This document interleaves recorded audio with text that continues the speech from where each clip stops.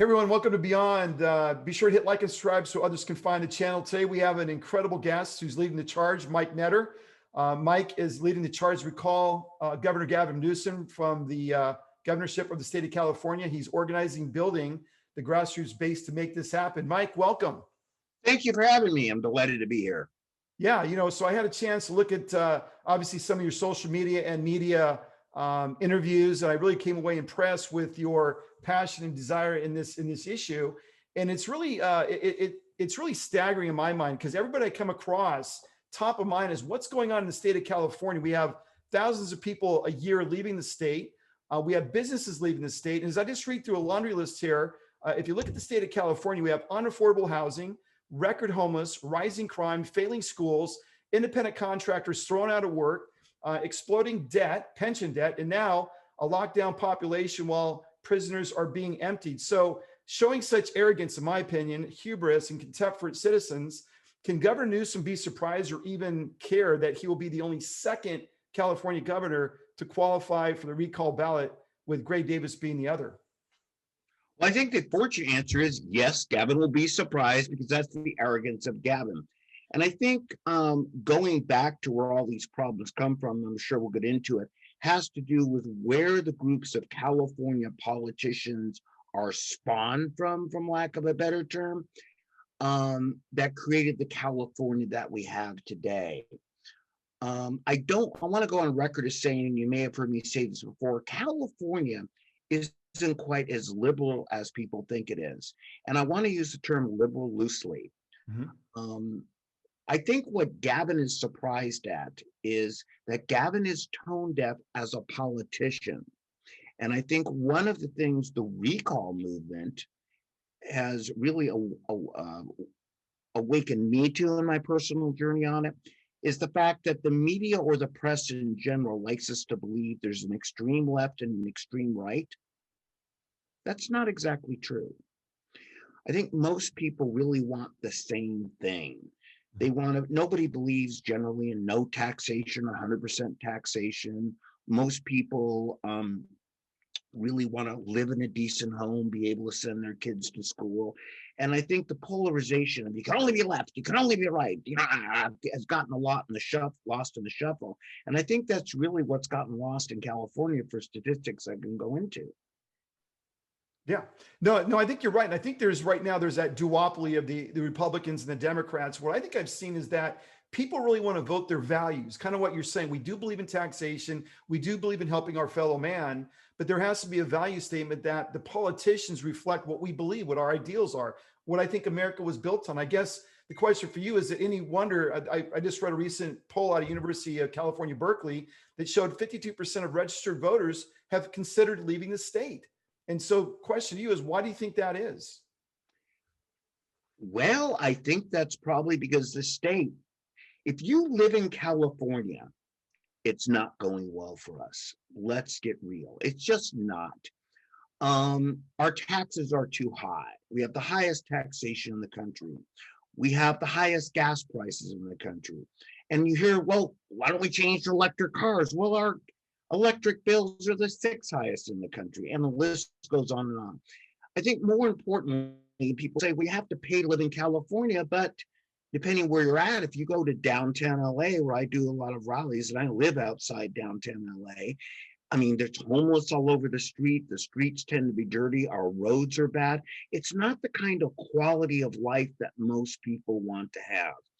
And so I think what you're seeing here is people are saying, look, I'll take a few months of humidity, or a few months of cold, or a few months of whatever it is, to have a better lifestyle that might even cost me less. The California dream, as it was crafted a long time ago, was simply like, we have great weather year round, you have a chance to build a good life, and it might cost you a little bit more. The extremism of a small group who've been running California have accelerated that where it costs a lot more, but we're not living better unless you're extremely wealthy. And that's not the majority of Californians.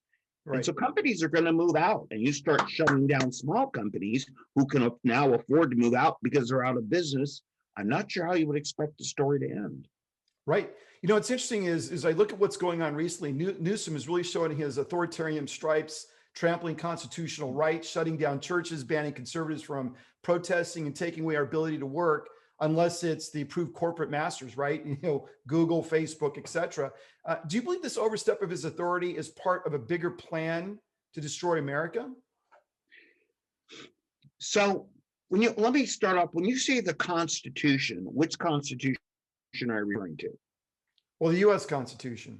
I call that was a trick question for you. And I meant that sincerely because when I speak on stage a lot of the time, and I want to narrow the conversation a little bit to California, because the US Constitution was built on states' rights. And I think where we get a little bit confused and murky today, and when we're going to talk about the journey that got us to recall Gavin Newsom, is, and I preach this all the time. It's like I watch my television set. Look what's going on in Washington. They're voting on the Senate floor. Oh, look, there's a vote in Georgia. I don't vote in Georgia, allegedly. I don't vote in Arizona. The problem most Californians have is we are the party not of the Democrats, not of the Republicans, but we're the party of I don't care. And I'm answering your question a long-winded way intentionally. Do you know what the second biggest group of voters are in California? It's No. not the, okay. So let's break that down because that's very important. And I'm going to get to what Newsom's plan is, if you will, in a second. But I really want to stress this for your people that are watching this. So California has 5 million Republicans and about 9 million Democrats. So the people way smarter than me, right? Because they've been doing this a long time, talking percentages. They're like, hey, you know, California, look at all the Republicans that moved out. And you go, well, wait a minute, I'm a little confused. They go, back in Gray Davis days, there were 41% Democrats and 34% Republicans, right? Mm-hmm. And today they go, there's 43% Democrats and there's 24% Republicans, or 22, depending on who you believe. Here's the part that gets left out because many of them apparently don't have a calculator. There's 6.5 million NPPs in the state of California. No party preference. We are the largest group, both percentage and population wise, of citizens not registered with either party. And that's really important to note because when you talk about what the plot is, so to speak, the plot is really simple. Is the people of California aren't paying attention. And because they're not paying attention, because we're watching over here, we, the politicians, use California as a stepping stone and violate your state constitutional rights to do all of these things. That's really what the objective of California politics is. The objective of California politics today is to violate our state rights, because once we figure out what's going on, in case you haven't noticed, the California politicians go, hey, we're on the way to Washington. And we're going to tell those in Washington, it's gone really, really well in California. Elect me to the next office. Right. So that's really the plot that you're talking about. The plot is, I don't want Charles Schwab and Oracle to move out of California. I wish Gavin would, but I don't want him moving out to the White House. Right. And that is the real plot behind California politics today. If you take a look, it's the people running the state don't care about the people. The politicians running the state don't care about the people. They care about the politics, and they care about using a stepping stone to move on. So the executive orders issued by Gavin Newsom in the state of California, the churches, Supreme Court, you know about that. Yeah. The executive order for voting that got Kylie and Gallagher got voided in California Supreme Court, you know about that. And the list goes on and on.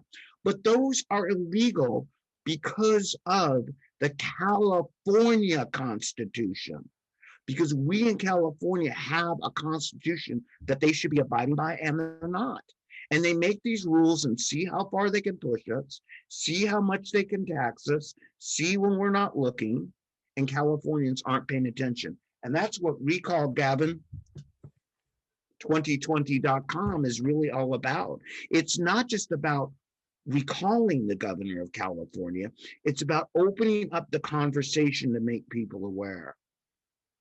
Yeah, and speaking of awareness, and I think this is what really resonates with people, right? I think the momentum behind Newsom recall is the fact that he's totally mishandled and botched COVID-19, right? He's one of 5 governors that placed people in convalescent homes that had COVID, which is obviously not helpful. But also the blatant and now infamous situation at the French Laundry restaurant where he enacted regulation rules for the people, but not for him. So I think for a lot of people I've talked to, they look at that and they say, well, like, what is this double standard about? And a guy that's aiming for the White House to be so fundamentally out of touch and not care about what people are experiencing, the idea that they're not going to react to it, I just can't get my brain around, right? It's just like so out of touch with what the average person's going through. And that's interesting, is, and I would do a radio show, quick plug, that's called Friday Nights at the French Laundry. You can imagine what it's about, right? Yeah. I mean, it's like, Gavin, give us more material. And he does that all the time. And I think the problem you have here, and this is what's really, what COVID did was accelerate a cycle by showing we have a governor that does not represent what he says he does. And I'd like to go on about that for a minute to make that really clear. Allegedly, the left and the governor of California got elected and be able to take care of the masses, right? Mm-hmm. It's the poor Latinos, right? Reality is, it's the poor diversity people. It's the poor areas. I'm going to help fix this. Well, I got news for him that the areas are getting worse. Gavin's out of touch with the average middle class and the lower middle class because Gavin is one of the elite rich. And it just shows how tone deaf he is. Look, how do you feel about a governor, not only who dines out and then shuts down the restaurants 3 days later, but how do you feel about a governor that keeps your kids from going to school, yet sends his kids to private school?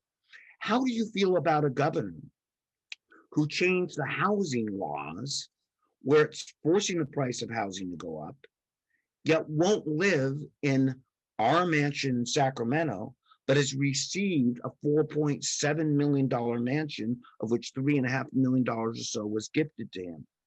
He's out of touch. How do you feel about a governor that doesn't care enough to supervise EDD to the point that they have a $30 billion fraud because he's never had the experience of receiving unemployment? And the list kind of goes on, too long for this segment. But the reality is, this is a person who's practicing the extremes of what it means to be out of touch and actually not helping the core people that he even was elected to help. It doesn't work. Yeah. And this is why we've had over 300,000 Democrats sign this petition. Did you know that? No, I didn't. Okay. And let me go in, if you don't, can I go a little bit into what the recall is, if you don't mind? Please, by all means. I know you have a talk track there, but I want to drive for the people that watch this. They may fall asleep listening to me talk, certainly not you part way through, but I want them to get the real arms about what the recall is. A recall is an initiative put on the ballot to put before the people of California if they would like Gavin to continue as governor. Okay. Mm-hmm. Now, that initiative does a couple things, and not only opens the choice to the people, it gets around in California what's called the jungle primary system, if you're familiar with that. Okay. Mm-hmm. That's what we voted in because we're idiots in California. We voted it in the top 2-tier primary system. That top 2-tier primary system means that in the primaries, the top 2 vote getters, regardless of party, go on to the finals, or what we know is the November election. Mm-hmm. So much of the time, people have only had a choice of a couple Democrats, or even the choice of 2 Republicans, or 2 bad choices, regardless of party. Mm-hmm. That's really important to note, because that's kind of how this system has worked its way into a supermajority on both sides. What the recall is an open election. Once, and I can confidently say now, once this gets on the ballot, okay, It becomes an election. Do you want to remove Gavin as governor? Yes or no? I'll let you guess how I'm voting. Okay. And then you pick from a slate of candidates.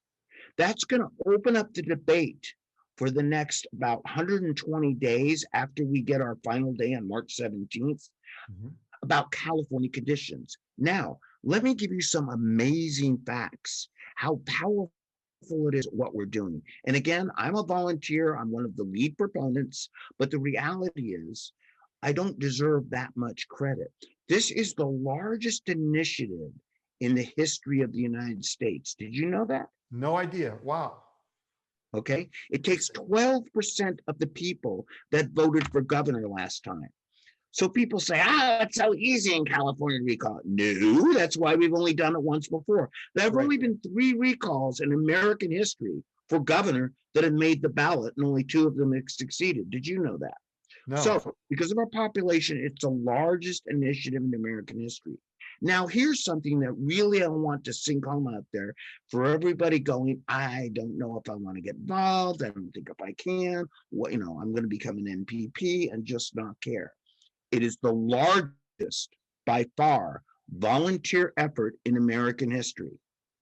Of the 1.8 million signatures we have today, and that'll be coming out in a press release tonight, over 1.4 million of them have been collected by volunteers. Previously, we believed the record was about 1 million. Now, get your arms around that. Get your arms around. This is not being done by professional politicians. This is not being done as you read in the press. It's the Republican Party. No, I might be a registered Republican, but trust me, it's not the party. Okay. It's not being driven by a candidate. We support specifically no one for governor. It's being driven by the people. And you said something during the preamble, we were talking very valuable here. What's amazing about the recall, it's what the government, especially Gavin, doesn't want. Yeah. People talking. Right. What? Well, social media. Wow, I want to shut up their Facebook accounts. Right. Damn it, they're going out to booths. You go out to we have 890 businesses collecting petitions for us. We have over 1,000 events in any given weekend. And they're booths where people gather. They gather with behind the sign, recallgavin2020.com, and they start to talk as they gather signatures and as people come up. And the political discussion has begun to move people towards common ground. And that's what the recall election is really about. Let's open up that debate. Let's get someone in there that represents the people. This is about the people of California, not about, the Republican Party. It's not about the Democratic Party. It's simply about we the people. And that's who's actually doing the recall. So talk to us a little about how it cuts through party lines. I know you mentioned there's 400,000 Democrats, but of the total 1.8 million, how is that divided between Republicans, Democrats, and independents, or people that don't identify with a given party? Well, our guess is, we can't keep exact statistics, but we're pretty statistically good on this. There are about 300,000 to 400,000 Democrats that have signed it. About 400,000 to 500,000, let's call it 400,000 MPPs, and about 900,000 Republicans. It's a good spread. You know who's uniting California? I want you to really think about this. This is a very unique moment in political history, because I started off this conversation, right? And I really want to be clear in this to get out to your viewers for the podcast. This is critically important, because people tend to break into camps politically and we lose sight of everything here. There is one person who is uniting California like no other force ever could. It makes it a unique moment in history where we are able to get all these signatures by volunteers. It is bringing the people of California together into one force. You know who that person is? No. It's Gavin Newsom. Sure. It's literally, we've never seen anything like that. The environmentalists are going, dude, You just signed 156 or 100 fracking agreements. You aren't going to do that, right? He doesn't bring the school systems. He doesn't even bring his own superintendents in together who are Democratic and say, hey, before I should the school plan, I thought I'd sit down and talk to you about it. Right. Padilla, he chooses as a senator. He didn't bother to consult his most powerful caucus, the Black Women's Democratic Caucus, is now collecting signatures to recall Gavin Newsom. You'd think he would have called him ahead of time and said, hey, I'm thinking of doing this. To answer your point, French Laundry just happened to get caught. But there's this big bubble around Gavin, which apparently is oblivion. And he's really good at doing press conferences, but he's not really good at bringing the people around him, even from his own party, together. So that's why this is such a unique moment in history. This recall is a work of joy, not a work of bitterness. This sounds really funny, right? So I do a lot of rallies and I do a lot of public speaking. And sorry, I do a lot of television, and the grumpy conservatives and the grumpy leftists. But the people themselves are like, isn't this friggin' great? We can actually do something about our own political and social fate. That's the driving force behind the recall. We've empowered the people to be able to make a move. And we can go back and forth on the reasons and the technicalities. COVID just accelerated. What a bad governor he is. Right. Right. It's funny. I gotta sort of laugh at this, that when you think about what you just said, who's really spearheading and driving this force for change, Gavin Newsom. He sort of created the Great Awakening with all those horrible policies, bad approaches to managing COVID or managing the reopening or not of the schools. And so I had to laugh when I read recently where the California authorities now are requiring verified signatures as part of the recall effort, of course. But during the election, there was nothing really required. I don't want to go into details so I get booted off, YouTube, but it's just quite fascinating to me, Mike, where one standard for one election, a different standard for a different election. And I recently read just this past weekend that he decided to sign Senate Bill 29 into law over the weekend, where he formally extended the state requirement for counties to send absentee ballots to all voters until January 20th, 2022, including his own potential recall election. So I asked myself, do we think that Gavin's worried? I think he's panicked right now with your efforts. Well, let me tell you something. This is going to be kind of strange to you here, all right? But let's cover a couple of the things that you just said, okay?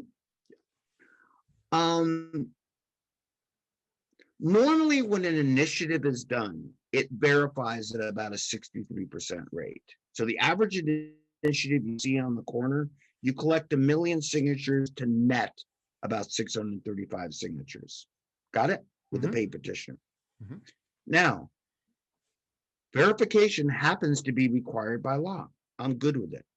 What? No, I'm good with it. We are verifying at an 85% rate right now because our volunteers are doing this out of love.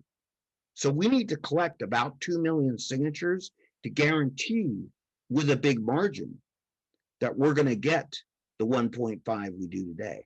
That happens to be, it's like, yeah, now we're going to follow the law, but that's a story for another day. Now, the next thing that's going to strike you as strange is, so we have to mail in ballots. I know the narrative on the national front, but here's the reality. We have a website, recallgavin2020.com, where you can push a button, print out a petition, got it? An 8.5 by 11 paper, mail it in. Californians have struggle going, the print button is here. Right. I have to print it. Oh, now I have to put it in an envelope. Well, that means I have to fold it. Look, Judge Judy's on. So Californians, like most Americans, the problem is they're not taking place in the process.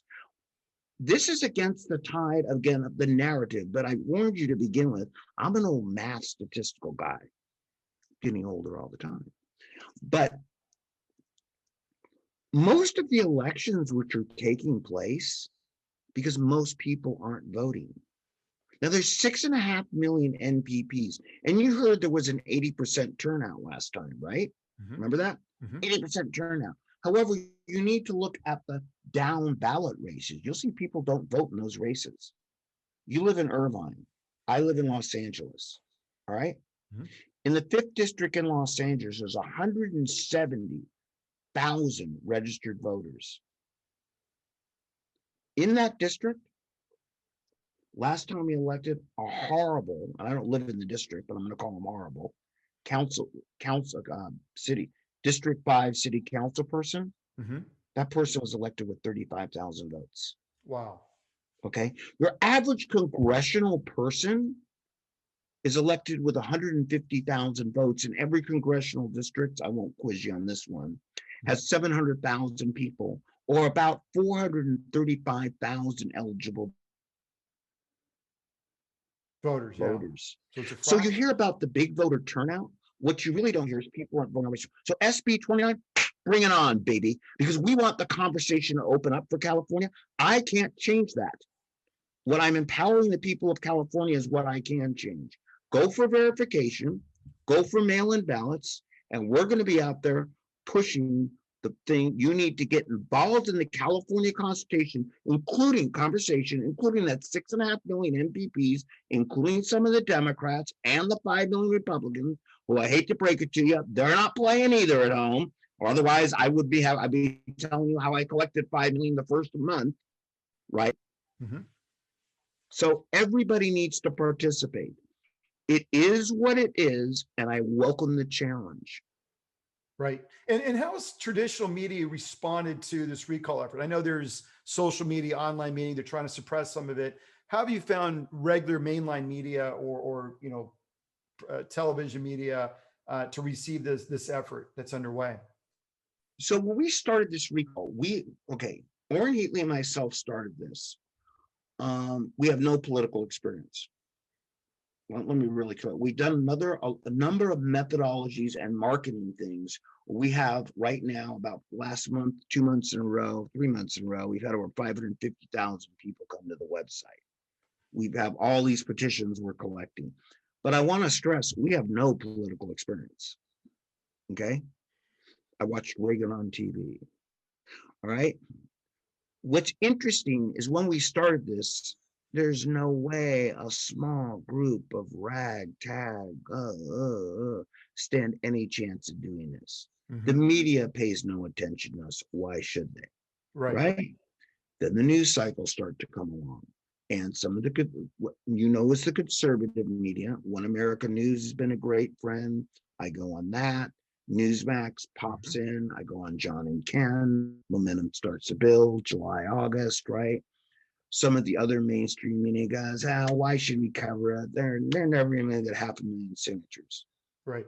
They got 500,000 signatures. Big deal. They need 2 million. What are the odds? They won't even get to 750.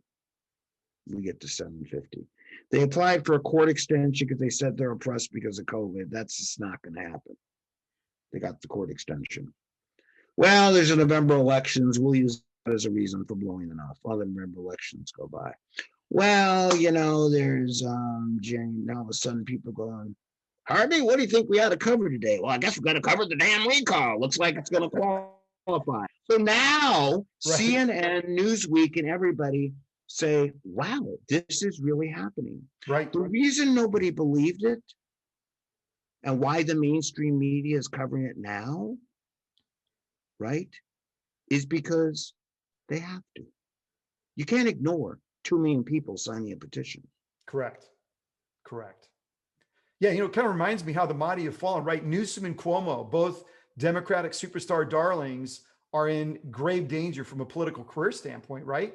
And we know what's going on with Cuomo, and he's part of the putting old people and with COVID into old folks' homes. But what do you make of this from a macro sense? I mean, you're really involved in this recall effort, but as you sort of pull back and look at what's happening in the Democratic Party, and there's clearly some infighting.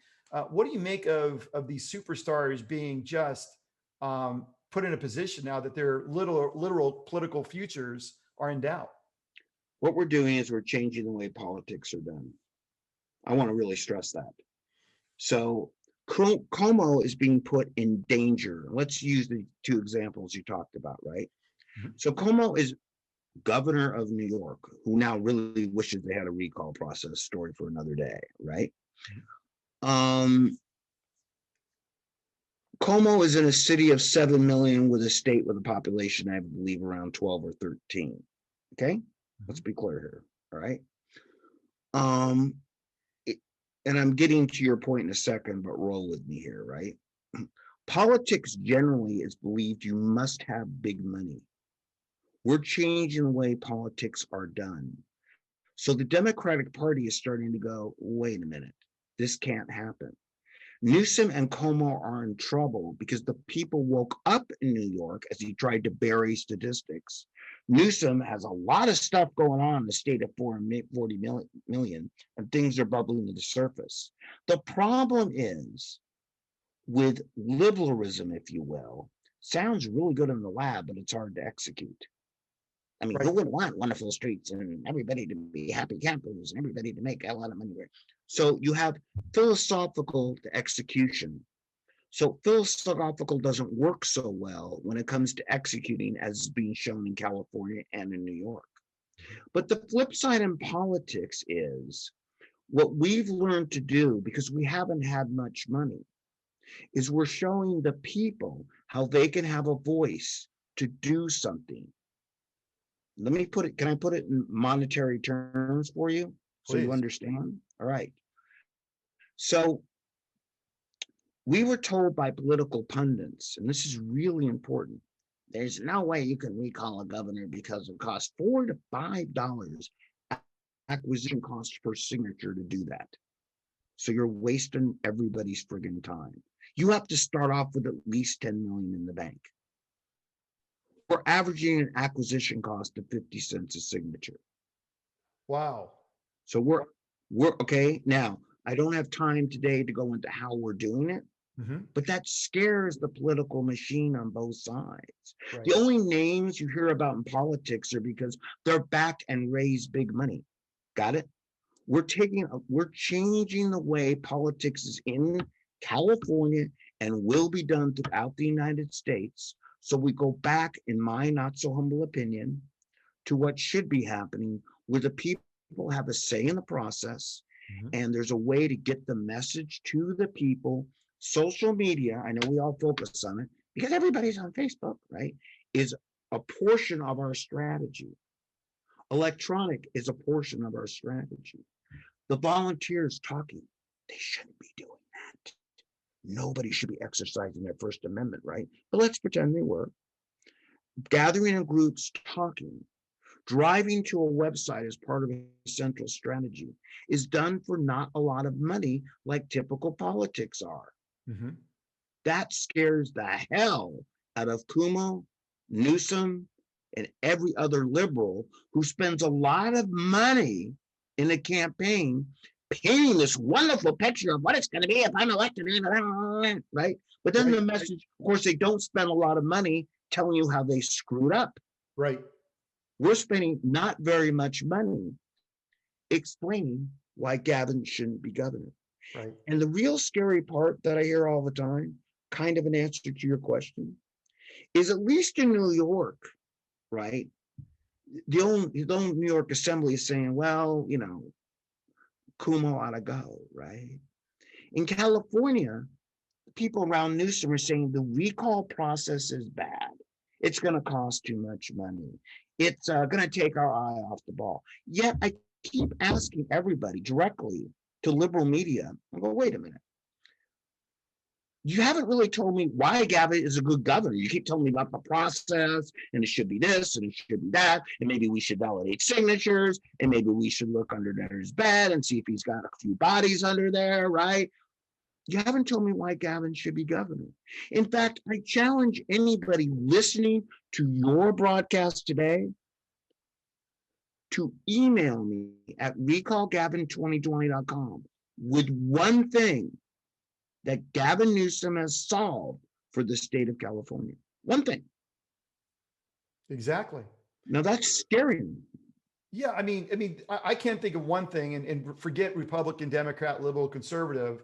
I can think of a lot of things he's done that's just atrocious from a decision-making standpoint. It's almost like he's the sacred cow that can't be touched. He's like the anointed one that went from mayor of San Francisco to governor and presupposed president of the United States. But now COVID and a number of things has really disrupted that process dramatically. And I agree. I think with Trump, we started seeing a different citizen politic, if you will. Again, we have that duopoly of two-party system, but I really believe people start voting their values, right? And it's not so much about the political party so much as it is your values and how you want to live life and how you see life in California in particular, right? And so I think Gavin is just grossly out of touch on so many levels. And maybe in his brain, he thinks he's untouchable. I mean, that's how he's governing the state, as if he's untouchable. The problem with California politics is we've lost the economy of point of view. Anytime one group or one party, see Julius Caesar, Genghis Khan, any group, has power for too long, it ends badly. Right. In California, do you know the full history behind Gavin Newsom? I'm No. not trying to be facetious here. Let me give you how we got here from there.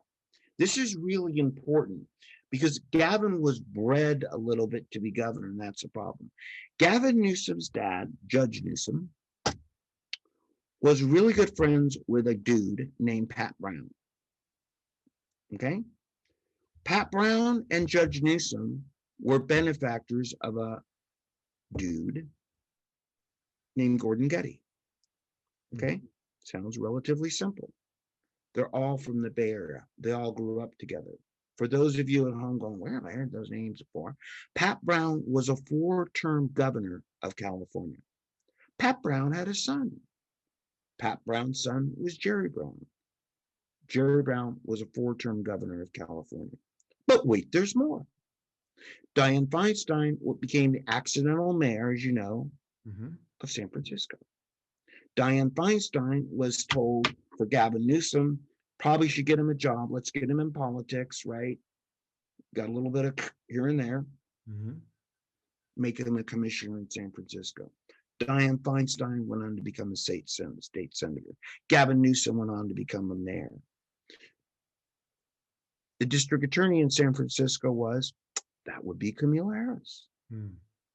Now, what I'm saying is that a small group of people who have a certain set ideas and values you're putting in have been imposing their values and way of doing business on California for 50 years. Okay, we got the occasional Pete Wilson, we had the Ronald Reagan years, I get it.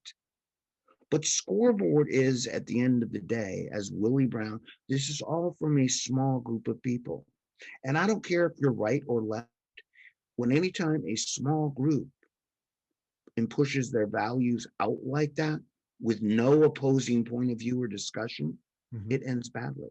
Yes. And that's why Gavin Newsom has been, that's what Democrats do there, right? And the next up is, and next up is, and next up is, and next up is, but it's all spawned in California big time politics from that group. And they all want to get out of California again, as I mentioned before, as fast as possible. So that's really the problem here. The problem is that they really start to believe that we're going to put these ideas in San Francisco, right? We're going to execute these great philosophical ideas that we have. How's that working out, San Francisco? Do you know we're gathering almost 100,000 signatures from San Francisco? Yeah, I'm not surprised. The city's a disaster on many levels. Right, but so let's try it in LA. Not working out too well. Yeah. Yeah, across the board, any Democrat-run city you could look at. You look at the policies and the impact on the citizenry. It's a disaster. And I think what I love about what you're doing is it's really the Great Awakening. You're really wakening people up, regardless of party affiliation, looking at their quality of life, looking at the jobs that they've lost, the rights taken away, and it's kind of a unique time in history, as you said earlier. So as we think about this recall effort, what's the next process? So it makes the ballot. What happens after that? What can people anticipate? The way the recall works is this. We have until March 17th to finally turn our signatures. There is a period of certification after that. Okay? That period of certification lasts till approximately April 29th. They have 30 days by law and then till the end of the month. After that period, the next big debate will be when to hold a special election. That's something I care about more than SB. Right hand, left hand. What the press is reporting, pay attention to what they're not reporting. I don't give a rodent's posterior about SB 29. Mhm. You can't say that. Sure, I can. I just did. I care more about when the election's held. Within 90 days after that certification, they have to schedule a special election. And you really want to have some fun. Were you around during 2003? Yes. It's going to be a party. Yeah. It's going to be a great party of open discussion because we're going to have people coming out again in an open election to run on the ballot against Gavin. And that's going to open up the conversation. So what you're really going to have, and I'm blessed, right? I really am, because it's happening thanks to the extension, whatever, in 2021. There's nothing going else. Yes, how does it affect the rest of the country? I anticipate being a wee bit busy. Right. Right. Okay. Because the country is going to say, well, what's happening in allegedly liberal California? And all these people are going to talk. And it's going to, just to getting on the ballot will probably kill Gavin's career. You could, this just in, I'm not a fan. He's a bad governor. I don't know that he's a great person. He's certainly a poor manager and doesn't deserve a higher office. So let's stop this now. But Right. let's open up the debate about California's future and who we want the next governor to be, not just based on values, but based on what they can actually execute and in terms of policies and getting things done. And let's show America and show the politicians in California that it is about the people. And that's what these 4 months is going to show, my friend. It's showing that, yes, we will hold you accountable. And we aren't going to wait like it's all good, it's all good. It's, oh, I mean, it's election season. No, it's election season in California all the time. Right. The California Constitution, the initiatives that we talk about, right, that you hear all the time, California is a very unique state because we practice a lot of what's called direct democracy. And I want to be really clear on that. Most people aren't aware. Every state has their own constitution. There's 19 that allow gubernatorial recalls, but we practice very big in California direct democracy, which means that in a normal republic, we vote for something, right? It goes up, but we have a highly strong initiative system that frankly, the Republicans ought to use better, whole other segment, okay? That we use to get things on the ballot so the people can vote for them. We have a same system that allows us to recall state and local officials if we want. If we don't like, by the way, let's be clear, I don't need a specific reason to recall Gavin. You know that. Yeah. I can recall Gavin just because I really don't like the way, now I got to get 2 million people to agree with me, but we don't need a specific reason otherwise than we think they're doing a bad job. So we're going to show we're 12% of the country's population. How do the people get a voice with 12% of the country's population in taking back their state? The recall is the tip of the iceberg that we're doing. Right. So it's giving us a fantastic ability to bring business back, to bring people back. And by the way, I know we hear about Charles Schwab and Oracle, and God bless them. I know people in those companies, but I got to be honest with you, dude. I'm more concerned about the corner deli, the dry cleaners, the guy making 40 grand a year running the boutique. These backbones of small businesses. And, you know, COVID, did you know COVID must be an extremely intelligent? Never figured this out because it knew only to come out after 10 o'clock at night. And and one thing I do understand about COVID that we share in common, I've never had COVID. I don't like to shop at Target either. And apparently COVID doesn't like to go to Walmart or Target because it's okay to leave those places open, but it certainly wants to go right. So COVID and I must share the same shopping preferences. And I don't go out after 10 o'clock at night either. So I'm thinking I have more in common with the COVID virus than I probably do with Gavin himself. Because you're solid. You're protected, my friend. Well, you know, it's funny. I'm in the medical field, and I always ask the question, great, you want to use a mask. So show me the peer-reviewed data, show me the clinical data that it works. I'm just asking, right? And there is no data is the answer, but it is curious where they have these regulations and policies that benefit big corporate America, but the small guy, they want to trounce and kill.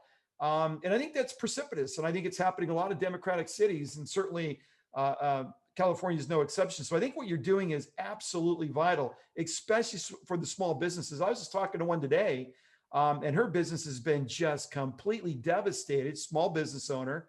And none of the people that I know in small business are very happy with Gavin, and they're looking for a voice. And this recall effort has really galvanized a lot of people. It's funny what you just said. I'll tell you the reason I was laughing is you seem like a bright guy, right? But you and I apparently aren't that bright because the state of California, remember when Gavin lifted the stay-at-home order a Yeah. couple of weeks ago? First off, a couple of things there. I'm dwelling back to your point. This is the arrogance of our government that the press really doesn't cover in depth. First off, the Democratic Assembly goes, Gavin, you kind of surprised us when you issued that on a Sunday night. You might have picked up the phone or had, you got people around you. They didn't know about it. But then it was asked basically, it's Gavin, you're not doing this because of the recall, are you? And the state basically answered, no, we're doing it because the statistics. They said, remember this? They said, well, what exactly? So it's ICU beds, then it's the blue zone, red zone, purple zone, Disneyland zone, Twilight zone, who the hell knows, right? But Rod Sterling said there's a signpost up ahead, and that signpost said, Gavin actually said the public is not intelligent enough to understand the statistics, so we're not releasing them. You can look it up. Wow. So apparently, right, our own government is saying, finally, I mean, there's something called intellectual bedrock. This is why we know we're having an effect where they're like, well, we're just going to call the guys in recall fat. We're going to call them cool guys. Well, do we have any good reasons? Nah, we're just going to name call this week. And Gavin finally come up with, Gavin went out and showed his statistics. The first computer broke, the dog ate the homework, you know what I mean? We switched zones. We couldn't get the data in because it was Friday night. We don't work over the weekend, even though there's a crisis. Yeah. Then they finally just said, nah, we're not going to give it to you. You're just too dumb. I mean, it's literally, that's how arrogant and bad our state of California has become, including, as an added thing to you, we have not had a line-by-line accounting of where our government is going for 2 years. Did you know that? No. Interesting. Yeah, it's funny, not only is COVID smart, but it must be smarter than the average citizen who can't apparently understand the data, which is just completely ludicrous. And we could probably have another segment on COVID and what it really means. But, my contention is I think we'll see it disappear by April magically. And, it'll clear up and it will be on with life. But I think it's had an enduring impact on businesses and people and how they look at the world. And maybe the benefit is it woke a lot of people up. And that, and seriously, to the audience, it's not to say COVID isn't real, because I know people that have gotten it. But I think it's been highly politicized and used for intended purposes. So I think, we have to take that in balance. And I think, the good news is if there's a gift in COVID, it's exposed the governor of California, it's exposed horrible leadership, and it's really given rise to people like yourself, Mike, that can really drive a message to the people that's resonating. I know I'm going over time in your segment, but I want you to really consider this, all right? Whether or not COVID is real isn't my issue, right? It should be people's choice to do it. But let's assume that COVID is a crisis. Now, I want you to really get your arms around why we need to change in California. And this should make you very afraid. We say the ICU beds are filling up too fast. We have a crisis. There's 3,000 deaths in a week, whatever. Forget real or perceived. I'm not here to argue that point. We have 40,000 people or whatever the figure is in a month get COVID. Did you know for probably the 20th year in a row, California is ranked #1 with a bullet, the highest state to have with the potential of having a major disaster. Did you know that? Didn't know that. You can look it up. The geologists, and they do all these factors, government services, and because of our population, I'm not trying to be morbid here, a plane crashing, a fireball, one of these big tanks, an earthquake, because we do sit on a really big crack as we've been kids, right? So I want you to consider this. If Gavin Newsom, and he promised to fix this when he went in office, another promise not made, and you can look it up. If the government of California cannot handle something like this, where we have to put, frankly, 2,500 people in ICU, maxed out Los Angeles County. What's really going to happen to the infrastructure when 3,000 people immediately need to go to the hospital? Because Right. this will happen. It is government's job at its most basic level not to decide if I go to church. It is government's job at its most basic level not to decide that I can't mix boys and girls clothing in the store. It is government's job at its most basic level not to decide whether I should eat with something on my face or not. It is government's job at its most basic level to supply us with a safe infrastructure, disaster preparedness, and the ability to live our everyday lives. On those three things alone, just the inverse evidence of what I'm telling you right now, Gavin Newsom and the government of California has failed. COVID was a test. When the big one comes, we got problems. Right. Recall Gavin2020.com is the people's way of saying, pay attention.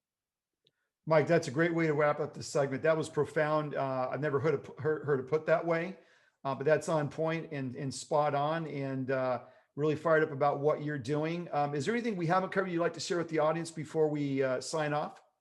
There's 5 things you need to do out there. 5 things, okay? And those 5 things are: go to recallgavin2020.com, okay? Go to recallgavin2020.com. Print, sign, mail, donate if you can, and participate by getting more signatures. Recallgavin2020.com. We're bringing the power of the people back to the hands of the individual. That's what I want you to do.